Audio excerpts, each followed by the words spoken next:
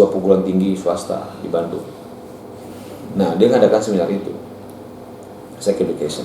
Nah, ternyata ketika anak muda itu yang masih pakai seragam SMA angkat tangan, apa kata dokter? Kamu nggak normal, kamu jangan bohong, nggak mungkin kamu belum melakukan. Kebayang nggak oleh kondisi kayak gitu, pulang ke rumah ngapain dia? Ya pasti Melakukan, karena dia nggak normal. Ya itulah. Nah, itu yang banyak terjadi. Kasus bagaimana ketika anak SMP yang dibunuh di daerah Bandung, kemudian kepalanya dipalu. Kepala anak SMP kelas 1 SMP, yang temannya wanita SMP juga palu. Dan ternyata persoalannya apa di situ? Dia ikut geng dan syarat gengnya harus bisa membunuh orang. Enggak, masalah ada pengkondisian tanpa disadari, pengkondisian negatif. Misalnya, lu laki-laki lu, makanya lu nggak suka sama perempuan, wah jangan-jangan, nah kan gitu kan? Iya. Kalau emang lu suka sama dia, ngomong dong, jangan disimpan-simpan, ala munafik lu. Iya, itu. Akhirnya dia nggak mau disebut munafik. Ya, akhirnya dia melakukan. Masa-masa 14 tahun sampai dengan 20 tahun adalah disebut masa-masa krisis identitas. Kadang orang tua memaksakan anaknya masuk pesantren, niatnya baik tapi caranya kurang bagus, kurang ma'ruf. Sehingga Nabi Yusuf nolak, dan Allah menyebut kepada Nabi Yusuf bukanlah orang munafik. Kenapa? Dia mau tapi nolak. Kan kalau dalam gaulan kita kan begitu. Tapi nolaknya munafik kan gitu. Iya kan? Iya. Tapi oleh Allah Nabi Yusuf disebut siapa? Innahu min ibadina mukhlas. Tapi kisah Nabi Nuh menunjukkan bahwa sebagai bapak tetap memandang positif keluarganya dengan harapan membangun keimanan. Hasilnya itu Allah. Yang persoalan tadi pembangunan karakter yang tidak berjalan gitu. Karena terjebak dalam formalitas. Nah, makanya karakter yang pertama itu yang harus kita bangun ke anak-anak kita adalah jadikan dia hamba Allah dulu.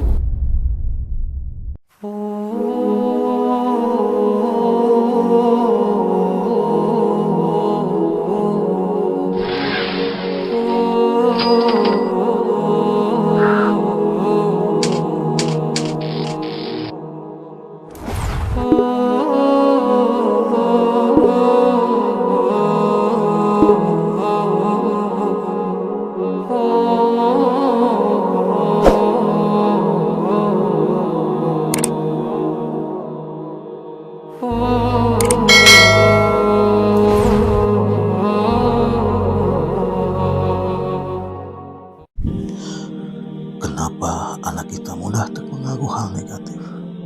Kenapa anak kita lebih tertarik bergabung dengan komunitas yang negatif? Kenapa anak kita tidak nyaman berkomunikasi dengan kita sebagai orang tuanya? Beberapa permasalahan yang disebabkan pembangunan karakter yang tidak berjalan karena kita tidak mengenalkan anak kita sebagai hamba Allah, sehingga anak kita tidak punya modal yang kuat menghadapi persoalan kehidupan. Emosi jika tidak dituruti, depresi jika gagal, down saat dibully, dan menganggap setiap yang menyenangkan adalah kebaikan. Ya, bismillahirrahmanirrahim. Assalamualaikum warahmatullahi wabarakatuh. Alhamdulillah bisa bertemu kembali ya. Tapi sebetulnya mah kalau kata kembali kurang tepat sih. Karena ini baru perdana kita mengadakan acara ini ya. Judulnya Ngopi ala Kadarnya. Ngopi itu singkatan. Jadi ngopi itu ngobrol penuh inspirasi ya. Kalau perkara iman banyak yang pakai. Ngobrol perkara iman ala kadar sepadan. Nyanyi nyakit tuh. Apa sih yang menyebabkan anak-anak remaja tadi mereka itu lebih senang berkumpul dalam sebuah komunitas, padahal komunitas itu ya boleh kita katakan ya itu negatif negatif, bahkan yang lebih jauh dari positif. Bahkan syarat masuk ke komunitas tersebut ya harus melakukan hal yang menurut kita ya asa gak bermanfaat sekali gitu ya. Bahkan tidak hanya bermanfaat ya, penuh hal-hal yang sifatnya maksiat, tapi mereka dengan bangga melakukan hal tersebut. Nah kira-kira apa Ustaz yang menyebabkan anak-anak tadi ya senang masuk komunitas yang itu lebih tertarik Ustaz? Mungkin Ustaz pernah mengalami sebagai mantan ketua geng. Kalau kita lihat sebenarnya ya dalam sabda Rasulullah kata Rasulullah kullu mauladin yuladu ala fitrah, bahwa semua yang lahir dalam keadaan fitrah bersih. Yang menjadikan dia Yahudi, Majusi dan Nasrani adalah kedua orang tuanya, Pak Buahu. Dan maknanya ini kedua orang tuanya ya bisa lingkungan, bisa teman-teman, gitu, faktor eksternal.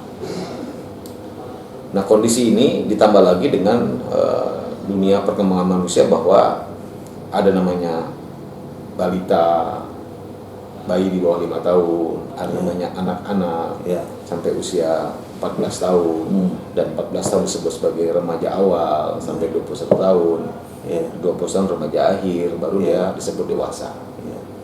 Nah pemahaman ini berkembang bahwa ternyata di masa-masa 14 tahun sampai dengan 20 tahun adalah disebut masa-masa krisis identitas.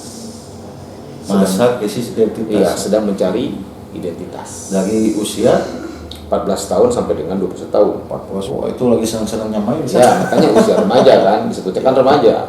Ya kan?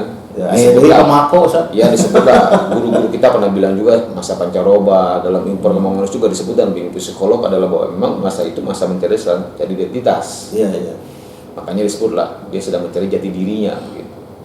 Nah kemudian masuklah jati diri yang memang sebenarnya nggak baik, dan itu menjadi sebuah tren, menjadi sebuah kebanggaan, sehingga akhirnya mau nggak mau mereka bergabung dengan itu, sehingga akhirnya muncul adalah ya karakter-karakter yang itu yang kayaknya keren gitu kan, kayaknya bagus gitu. Padahal tadi kata baginda semua bayi yang lahir dalam keadaan fitrah bersih ya. Yang menjadikan jadi apa-apanya adalah faktor eksternalnya itu, karena dia kan lahir itu dalam keadaan kosong dan dia mendapat ilmu pengetahuan dari apa yang di luar kan, eksternal. Dia tarik luar gitu. Ya dia tanya orang tuanya, lingkungannya, semuanya gitu. Makanya ketika dia mendapatkan info-info tentang kehidupan itu dari hal-hal yang kurang bagus itu, maka itu menjadi cita-cita dia, menjadi keinginan dia untuk seperti itu. Ya, misalnya media elektronik, media audiovisual gitu kan. Itu membuat dia akhirnya seperti apa yang dia lihat. Karena memang secara ilmu psikologi bahwa yang namanya remaja itu adalah, sebelum remaja itu adalah anak, adalah dia peniru ulung. Yang namanya peniru berarti kan dia melihat sesuatu. Makanya kata baginda, ya kan, didiklah anakmu ya 7 tahun pertama itu, kata Ali bin Abi Thalib adalah ajak dia bermain. La'ibuhu, tapi mainnya itu adalah dalam rangka untuk belajar. Kalau kata orang guru TK, learning by doing. Ya cuman learning by doing yang mana? Ya pasti yang baik-baik lah, kalau ini jadi orang baik kan gitu. Ya kan? Nah yang kedua adalah ajaklah anak dia 7 tahun yang kedua, berarti usia 8 sampai 14 tahun. Adibbuhum. Ajarkan disiplin di situ. Ada hal-hal yang sifatnya karakter gitu. Dan akhirnya baru di 7 tahun ketiga berarti usia berapa? 15 tahun kan? Kan 7 tahun ketiga 15 tahun, kata Ali bin Thalib, qoribbuhum. Jadikan dia teman akrab. Artinya apa? Sudah dewasa. Makanya dalam Islam itu tidak ada yang namanya istilah remaja sebenarnya. Pemuda langsung. Makanya sudah begitu dia sudah balik, kan usia 15 tahun. Dalam fikih sudah balik, dia sudah bisa mengatakan isyhadu bi ana muslim. Identitasnya sudah jelas belum? Sudah jelas belum identitasnya? Sudah jelas, karena sudah.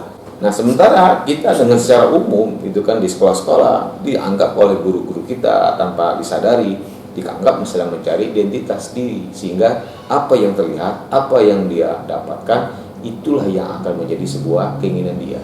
Maka bisa bayangkan ketika dia banyaknya menonton atau melihat atau mendapatkan sesuatu yang tidak baik, ya pasti begitulah. Ketika dia melihat ada yang sesuatu yang baik kemudian yang positif, jadilah dia seperti itu, dan diulang-ulang menjadi sebuah karakter. Nah itulah yang terjadi.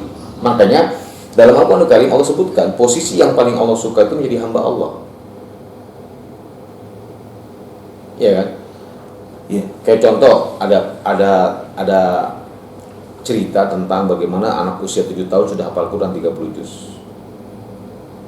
Itu terungkap ketika dia ikut hafiz Quran di televisi swasta. 7 tahun ternyata memang dikondisikan oleh orang tuanya, ya kan, dengan Quran terus akhirnya jadi udah penghafal Quran. Gitu. Yang sekarang mungkin sudah masuk SMP anak usianya, mungkin sudah mau udah kuliah dan sudah diberikan beasiswa oleh ulama Saudi untuk dia bisa sekolah di sana dengan gratis gitu kan, asal dijaga hafalan.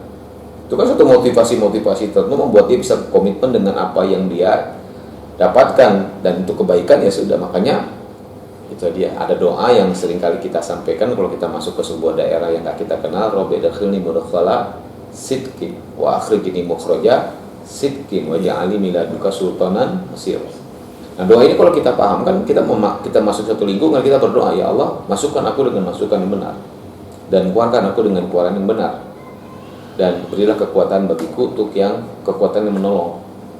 Nah, bisa kita bayangkan ketika kita memasuki suatu daerah dengan masukan yang benar, dengan harapan Allah menjaganya, ya kan? Makanya input itu jadi penting. Kalau inputnya yang negatif, maka yang akan muncul lah negatif.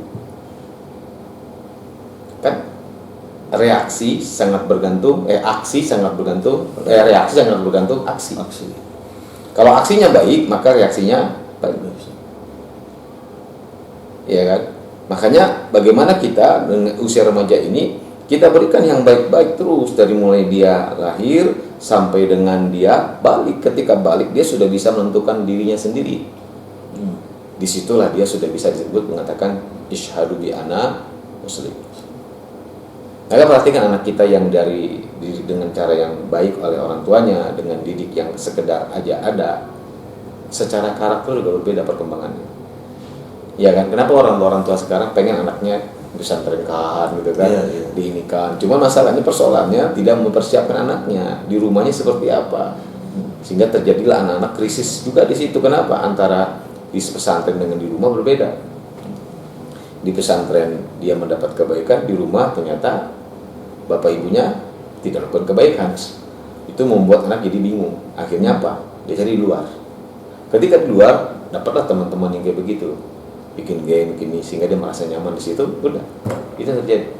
Dan itulah yang disebut dengan, tapi apalagi sampai sekarang udah masuk ke dalam dunia internet ya, bisa dilihat segala macam, bisa diakses dengan handphone yang kecil, itu bisa diakses semua gitu, baik yang positif maupun yang negatif. Makanya tergantung sekarang. Nah, itulah penyebab utamanya adalah bagaimana di awalnya dia mendapat info yang mana. Kalau infonya benar, masukannya benar, insya Allah dengan doa orang tuanya terus, dengan keinginan doa yang kuat, itu dia akan jadi orang yang benar. Makanya kenapa kata baginda tadi, kata Al bin Abi Thalib tadi radhiyallahu anhu, kata didiklah anakmu 7 tahun pertama, ajari dia bermain, banyak bermain, learning by doing. Kemudian 7 tahun kedua ya adibuhu, berikan dia disiplin situ, adab-adab. 7 tahun ketiga jadikan dia kawan karib. Artinya sudah dewasa, mulai dilibatkan, bertanggung jawab, mulai kita persoalan hidup, kita nanya ke dia, diskusi dengan mana, kita bangun itu. Sehingga akhirnya ketika di luar, dia sudah punya pengetahuan tentang kehidupan. Makanya bagaimana kisah Luqman ketika menasihati anaknya, la tusyrik billah, inna syirka la zulmun adzim.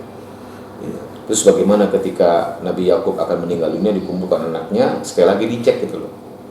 Mata budu nami ba'di, apa yang kamu sembah setelah tiada? Jawabannya adalah na'budu ilahaka wa ilah abaika Ibrahim wa Ismail wa Ishaq ilahu wahid wa nahnu lahu muslimun. Semuanya jadi orang muslim. Tadi kan isyhadu bi anna muslim. Nah, selama ini yang kita lihat, orang tua melepaskan itu ya, anak suruh nyari sendiri, sementara dia belum punya modal menghadapi kehidupan yang di luar nggak jelas ya. Sehingga dia dapat itu dan dianggap itu benar, jadi dia seperti itu karena dianggap benar begitu. Makanya orang dalam Al-Quran itu disebutkan orang kafir itu selalu memandang baik perbuatannya, padahal perbuatannya adalah tidak baik. Ya. Jadi memang orang tua dari sana, bagi orang tua, lingkungan intinya. Ya kadang-kadang kan orang tua itu seakan melepas, misalkan dia menyekolahkan ke sekolah yang bagus ya, menitipkan pesantren itu udah merasakan udah selesai ya, tinggal terima outputnya saja, hasilkan dari sekolah atau pesantren. Nah, ya walaupun mungkin kita saksikan ya bahwa kebanyakan ya anak-anak itu ada yang sepenuhnya siap ya, tapi ada juga yang tidak siap tadi seperti yang disampaikan. Nah, paling pertanyaan yang berikutnya adalah bagaimana supaya anak-anak ini ya dia bisa menemukan identitasnya. Makanya dari ketika dia sudah lahir, diawali dari pemberian nama. Berikan nama anakmu anak yang nama-nama yang baik, Bukan nama yang bagus ya. semuanya namanya bagus semua lagi kan gitu. Ya kan baik belum baik itu artinya bagus atau gimana kan kecenderungan soalnya nama itu pengen terdengarnya tuh enak Karena dengar. iya, memberi nama itu adalah harapan orang tuanya terhadap anaknya kan, doa gitu. Makanya beri nama yang baik-baik gitu. Kan dulu ada seorang orang tua ngadu, pasang orang tua ngadu ke Umar Ibn Khattab sebagai khalifah tentang kelakuan anaknya. Yes. Dipanggil anaknya, ternyata nama anaknya Lalat. Lalat set. Aduh kayak rumah hewannya jelas. Ditanya, kenapa nama kau seperti itu? Ternyata dari diungkapkan bapaknya ngasih nama karena dia adalah anak dari budak. Jadi bapaknya punya budak, kemudian lahirlah anak itu dari budak itu. Saat itu memang dibolehkan ya, berhubungan seks dengan budak dibolehkan, artinya bukan aib gitu. Ya. Karena budak kan miliknya sendiri, bukan pekerja, Ya, bukan pada bantu rumah itu ya, tangga, saya. bukan budak gitu. Nah, lahirlah dia, sehingga kelahiran anak ini sebenarnya nggak disukai oleh bapaknya, maka dia kasih nama seperti itu. Lalat ya. Nah, ternyata setelah dewasa, ya ternyata orang tuanya butuh tenaga anaknya segala macam. Nah, itu akhirnya anaknya ngelawan. Nah, tanya oleh Umar, ceritakanlah bapaknya tidak suka dengan dia. Akibatnya apa? Diuyarin segala macam. Maka dia berkembang, tidak didik agama. Akhirnya dia menjadi durhaka. Maka yang ditegur oleh Umar bin Khattab adalah bukan anaknya, tapi orang tuanya. Maka disebutlah ada istilah durhaka orang tua kepada anaknya. Bukan gitu kisahnya. Iya, iya. Nah, makanya ini juga jadi catatan buat kita juga gitu. Nah, supaya ini kadang-kadang orang tua memaksakan anaknya masuk pesantren.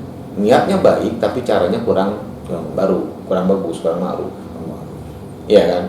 Artinya kalau anak ini mau di pesantren kan dia punya kesadaran itu beda dengan anak yang terpaksa masuk pesantren. Makanya kabur-kaburan gitu. Ada yang kabur ya. Akhirnya dia benci sama orang tua. Jadi ya. Nah, tapi kalau dia benar-benar dibangun oleh orang tuanya sehingga anak itu menjadi punya keinginan, beda. Dia akan bertahan dan betah. Iya. Dengan kondisi yang terjadi saat ini gitu. Ya, makanya kita juga nyari pesantren yang betul-betul bukan sekedar omdo gitu. Kan ternyata banyak kejadian juga kan setelah adanya dunia internet ini terbongkar semua persoalan-persoalan di pesantren itu ya. Intinya yang sudah kredibel, sudah bijak ya. Secara akhlaknya bagus ya. Iya. Banyak juga kan pesantren-pesantren. Iya. Baru saya baca lagi di dunia media elektronik tentang ya pengajar pesantren terjadilah pelecehan seks kepada santri-santri. Itu seakan-akan ya ada terus ya begitu. Ini kan persoalan tadi pembangunan karakter yang tidak berjalan gitu. Karena terjebak dalam formalitas. Nah, makanya karakter yang pertama itu yang harus kita bangun ke anak-anak kita adalah jadikan dia hamba Allah dulu. Jadikan hamba Allah. Iya. Makanya yang selama ini yang kita lihat adalah orang tua tidak menjadikan anaknya sebagai hamba Allah. Jadi mereka termakan dengan istilah who am I. Akhirnya menjadi who I am. Nah, who I am itu kan who am I itu siapa saya. Akhirnya jadi who I am. Who I am itu inilah saya. Ya. Nah, inilah saya yang belum jelas kan. Ya. Kan kalau dalam Al-Quran disebutkan ishadu bi ana muslim. Jadi who I am-nya harus apa? I muslim. Ya. Justru kebanyakan orang tua itu ya lebih menitik beratkan ini Ustaz ya. Jadi ketika anak-anak itu sudah mulai banyak besar. Ya sering dikali orang tua dibilang you'll be safe. Ya, Jadilah harus dirimu ada sendiri. tuntutan, Gitu. ada tuntutan ya harus jadi ini, tapi ya itu. Iya, masalahnya gini. Masa mereka mengarahkan you'll be safe. Jadilah diri kamu sendiri. Sementara dirinya sendiri seperti apa? Kan harus diarahin orang tua dulu. Iya. baru satu dia tampil menjadi dirinya sendiri sebagai seorang muslim. Itu biokonsep yang benar ya. Iya. Karena biokonsep itu semua itu merasa nyaman dengan segala kekurangan dia. Karena semua Itu manusia intinya diciptakan oleh siapa? Dan Allah menciptakan manusia untuk apa? Ibadah. Maka jadilah ya orang ahli ibadah, bahasa Arabnya hamba, Abdullah. Jadi jadilah hamba Allah. Ya, berarti untuk melakukan identitas itu dikenakan kepada si anak bahwa si anak itu adalah seorang hamba Allah SWT. Sehingga ketika mereka dengan identitas sekarang itu jadi keren, jadi bagus, padahal adalah jahat, bahkan kejam gitu, itu jadi kebanggaan masalahnya. Kejam aja bangga saya. Iya, karena dianggap dia hebat dan kuat gitu. Kejadian kan, kasus bagaimana ketika anak SMP yang dibunuh di daerah Bandung, kemudian kepalanya dipalu oleh anak SMP kelas 1 SMP yang temannya wanita SMP juga palu. Dan ternyata persoalannya apa di situ, dia ikut geng dan syarat gengnya harus bisa membunuh orang yang itu teman SMP-nya sendiri. So, ya termasuk yang sedang viral ini yang dijadikan film misalnya. Iya, tahu. Nah itu Iya kan, itu kan hanya satu kasus banyak saja. yang terungkap tuh banyak sebetulnya. Kalau nggak difilmkan mungkin nggak akan terkuak kasus ini, sudah 8 tahun mengendapkan begitu. Ya Allah bisa.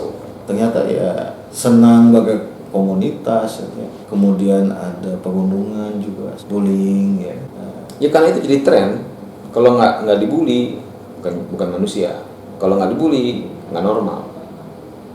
Ya ungkapan nggak normal bukan manusia. Ini mempengaruhi mereka untuk nggak siap mental terhadap kondisi yang ada.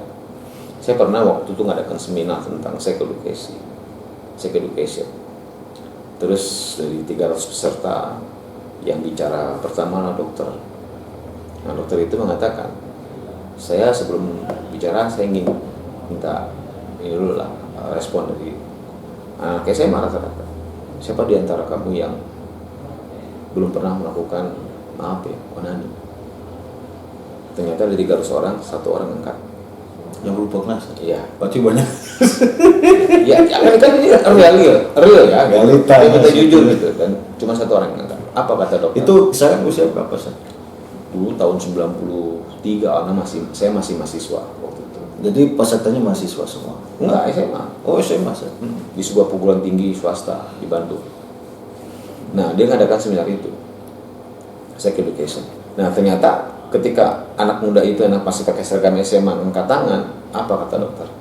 Kamu nggak normal, kamu jangan bohong, nggak mungkin kamu belum melakukan. Kayak nggak oleh kondisi kayak gitu, pulang ke rumah ngapain dia? Ya pasti Melakukan, karena dianggap nggak normal. ya itulah. Nah itu yang banyak terjadi. Ya mungkin ada kekhawatiran gini Ustaz. Boleh jadi orang yang masih on the track, masih dalam kondisi dia menjaga dirinya, menjaga kehormatan dirinya, terus ya menjaga. Enggak masalah ada dia dianggap enggak masalah negatif. ada pengkondisian tanpa disadari, pengkondisian negatif misalnya. Lu laki-laki lu. Nah, Makanya lu nggak suka sama perempuan? Wah, jangan-jangan. Nah, kan gitu kan? iya. Kalau emang lu suka sama dia ngomong dong, jangan disimpan-simpan ala munafik lu. Iya. Iya, itu Akhirnya dia nggak mau disebut munafik. ya, Dia akhirnya dia ngomong. melakukan. Kayak gini, Kang Opik, mau nggak dibilang soalim kamu? Mau nggak? Iya. Mau nggak dibilang soalim orang lain? Ya Opik, dengan soalim. alim misalnya. Hah? Dengan alim. Enggak mau nggak dibilang soalim? Ya kalau kebanyakan mah. Iya jujur Enggak. aja dalam kenyataan Mang Opik dibilang soalim kamu mau nggak digituin orang lain? Ya, Perasaannya. mendingan daripada sok kupur kan satu. bukan begitu. Artinya secara kondisi yang terjadi dibilang soalim pada nggak mau. Pada nggak mau, Ustaz. Itu maksud saya. Bukan jawabannya daripada lu sok kafir. Itu mah beda lagi. Kalau orang sudah paham dia pasti akan mengatakan begitu. Jadi ketika bilang gitu dia langsung down Ustaz. Ya makanya muncullah orang-orang yang akhirnya dia tidak seperti yang disampaikan teman-teman dalam arti ledekan temannya. Nih nanti gua nggak alim. Kan gitu. Lu Iya. tahu kan gua udah berbuat begini. Jadi responnya menjadi bagaimana caranya Iya. supaya diterima teman-temannya akhirnya jadi negatif juga. Iya, agar in group dengan teman-teman itu. Nah kata untuk mendapatkan pengakuan tuh Ustaz, ya anak-anak yang sekarang tuh ya rela Ya, itu. Makanya tadi kan dia berubah. begitu dia bergaul belum punya modal. punya prinsip, belum punya filter kan gitu.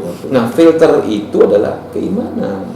Maka ketika dia menjadi posisi hamba, Nabi Yusuf alaihissalam itu ketika dia dibuang ke sumur oleh saudaranya, masih muda, masih anak-anak, diangkat kemudian jadi budak, ya kan? Nah, di budak itu sekian tahun dia hidup, sudah belasan tahun, masih remaja, nggak ada bapaknya karena sudah dibuang oleh saudaranya. Tapi begitu dia diajak untuk berbuat yang tidak baik, dia nolak. Kenapa? Sudah punya filter. Karena Yusuf sudah menjadi hamba. Ya. Bapaknya itu tadi. Sehingga Nabi Yusuf nolak, dan Allah menyebut kepada Nabi Yusuf bukanlah orang munafik. Kenapa? Dia mau tapi nolak. Kan kalau dalam gaulan kita kan begitu. Tapi nolaknya munafik. Munafik kan gitu. Iya kan? Iya. Tapi oleh Allah Nabi Yusuf disebut siapa? Innahu min ibadina mukhlasin. Sungguh dia adalah hamba-hamba kami yang ikhlas. Ya, dengan situasi sekarang ya, zaman ini mungkin juga di zaman dulu mungkin ya, persepsi manusia itu ketika dalam hatinya mau tapi dia menolak, cenderungnya tadi saja. Iya, karena dia belum punya modal, dan modal awal itu orang tuanya yang harus mendidiknya dengan keagamaan, dengan keimanan. Nah, inilah yang boleh dikatakan ya bukan jaminan ya saja dengan orang tua sekarang ya, mungkin lebih banyak sibuk di luar atau ya lebih sibuk dengan dunianya sendiri, sehingga anaknya ya boleh jadi ya lepas ya mungkin. Maka tadi kata Rasul, semua yang lahir dalam keadaan bersih. Yang menjadikan itu adalah tadi kan abu-abu, kedua bapak ibunya, termasuk adalah lingkungan, teman-teman. Faktor eksternal lebih dominan karena dia dalam keadaan kosong, gitu kan, dalam keadaan polos gitu. Ketemu yang kayak gitu, yang pertama kali berkesan, dia akan mengakukan itu. Kenapa? Kesan pertamanya itu. Kalau kesan pertamanya yang buruk, dia akan jadi orang yang buruk. Tapi ke dalam proses perjalanan, bapaknya dididik dengan pelan, dengan kesabaran, bisa berubah jadi orang baik. Makanya nggak ada istilah putus asa dalam membina. Terus saja. Sebagaimana kisah Nabi Nuh alaihissalam, anak istrinya adalah musuhnya dia. Istrinya menentang kan, anaknya juga Kanhan menentang, tapi dia tetap berpikiran positif pada istri anaknya, tetap berharap di akhir hayatnya beriman pada Allah. Ya. Artinya Nabi Nuh tetap berbuat baik pada keluarganya, tetap berhusnuzon kepada keluarga, walaupun keluarganya terutama istrinya oleh Allah disebutkan menjadi ahli neraka. Dalam apa disebutkan? Keduanya mereka tidak bisa berbuat apapun terhadap istri yang berkhianat. Bahasanya istri yang berkhianat. Yes. Dalam surat At-Tahrim ayat 10. Gitu. Dan masuklah mereka dalam neraka. Tapi kisah Nabi Nuh adalah menunjukkan bahwa sebagai bapak tetap memandang positif keluarganya dengan harapan membangun keimanan. Hasilnya itu subhanallah. Kita belajar dari Nabi Nuh adalah keteguhan, kesabaran yang luar biasa berdakwah ke keluarganya sampai akhir hayatnya. Mereka meninggal atau saya meninggal dalam untuk melakukan kebaikan.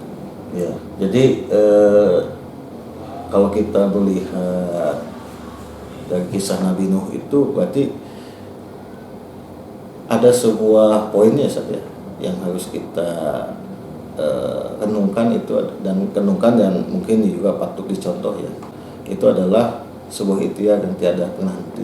Itu dalam dan apapun mungkin konsekuensi hasilnya. Itu dia. Karena yang membuat dia tetap berikhtiar sampai panjang waktunya adalah husnuzon kepada keluarganya dan kepada Allah.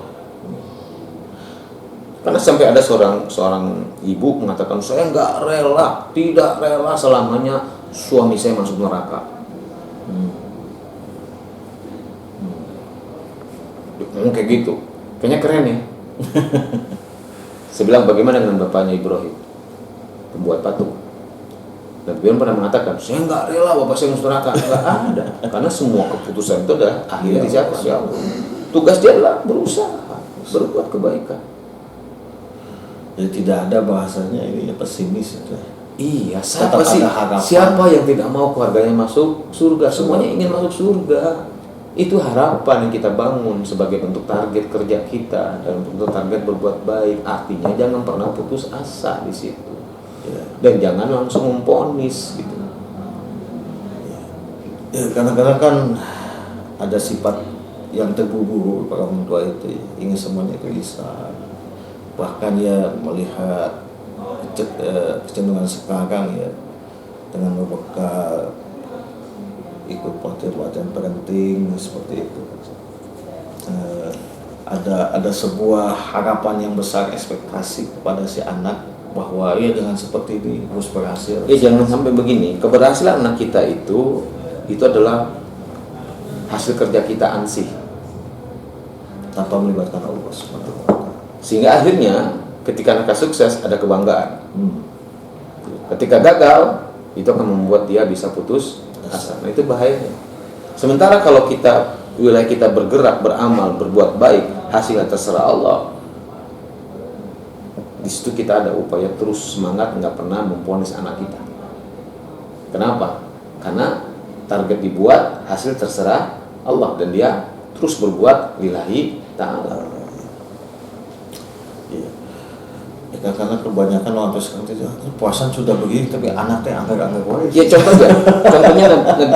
Nabi Yakub. Ya. Ketika 10 saudaranya Yusuf, ya kan, yang mencelakakan Nabi Yusuf dibuang ke sumur, apakah bapaknya Nabi Yakub tidak membenci anaknya yang 10?